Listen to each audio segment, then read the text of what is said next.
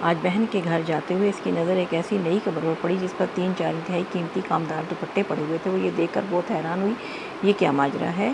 بہن کے گھر جا کر اس نے اس سے پوچھا، یہ نئی قبر جس پر دوپٹے پڑے ہوئے ہیں کس کی ہے، کون فوت ہوا ہے؟ بہن نے بتایا، لالا جلال کی بہن ابیل۔ یہ خبر سنتے اس کے پیروں تلے سے زمین نکل گئی۔ اتنی پیاری جوان سال ابیل کیسے فوت ہو گئی؟ ابیل صرف 7 سال کی تھی جب اس کے بابا جان اس دنیا سے رخصت ہو گئے تھے۔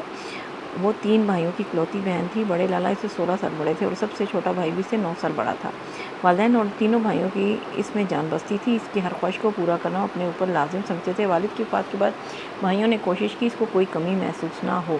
خاص طور پر بڑے بھائی وہ پیار سے اسے لاڈو رانی کہتے تھے۔ پورا گاؤں انہیں لالا جلال کہتا تھا۔ ابیل کی ہر خواہش پوری کرنا اپنی ذمہ داری سمجھتے تھے۔ انہوں نے اسے بہترین اسکول میں تعلیم دلائی۔ وہ پڑھائی میں بہت اچھی تھی، بہترین گریڈ دیتی تھی۔ اس پر لالا بہت فخر کرتے تھے۔ گاؤں میں لڑکیوں کی پڑھائی کا رواج نہیں تھا، لیکن لالا نے اس کی ضد پر اسے کالج اور پھر اس کے بعد یونیورسٹی میں داخلہ دلوا دیا، لیکن یہ وعدہ لیا کہ کبھی بھی ان کا سر نیچا نہیں ہونے دے گی۔ وہ تو لالا کے لیے اپنی جان بھی دے سکتی تھی۔ اس نے انگلش لٹریچر میں ماسٹرز کے لیے یونیورسٹی میں ایڈمیشن لیا۔ یونیورسٹی دور ہونے کی وجہ سے لالا نے اسے ہاسٹل میں رہنے کی اجازت دے دی۔ ابیل بہترین اخلاق کی مالک ہونے کے ساتھ بے حد خوبصورت بھی تھی۔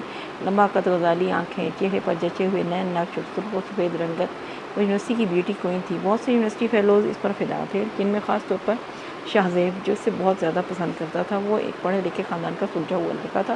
دونوں میں اچھی دوستی تھی، لیکن ابیل کو اپنی خاندانی روایات کا اچھی طرح پتہ تھا، اس لیے وہ ہمیشہ بہت محتاط رہتی تھی۔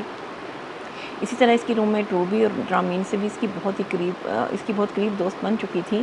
وہ ہر بات ایک دوسرے سے شیئر کرتی تھی۔ وہ اکثر اس سے شاہ زیب کے حوالے سے کہا کرتی کہ وہ اس کی شاہ زیب کی محبت کو نوٹس کرے، لیکن اس کا ایک ہی جواب تھا، میں یہاں اس لیے نہیں آئی، میں پڑھائی کرنے آئی ہوں تاکہ گاؤں کی لڑکیوں کے لیے کچھ کر سکوں۔ میں لڑکیوں کے لیے ایک اچھا اسکول بنانے کا ارادہ رکھتی ہوں۔ میں لالا سے جو وعدہ کر کے آئی ہوں اس پر کبھی بھی آنچ نہیں آنے دوں گی۔ اس لیے وہ صرف اپنی پڑھائی پر توجہ دیتی، فضولیات سے دور رہتی۔ لالا سے روز ہی فون پر بات چیت ہوتی۔ جب تیسرا سمسٹر ختم ہونے پر وہ ڈرائیور اور ملازمہ کے ساتھ گھر واپس آ رہی تھی تو اس کی نظر باہر دیکھتے ہوئے ایک لڑکی پر ہوئی جس سے 3 لڑکے بازو پکڑ کر کھینچ رہے تھے۔ وہ مدد کے لیے چیخ رہی تھی۔ ابیل ایک دم چیخ کر بولی، گاڑی روکو، یہ ابھی جاری ہے، اگر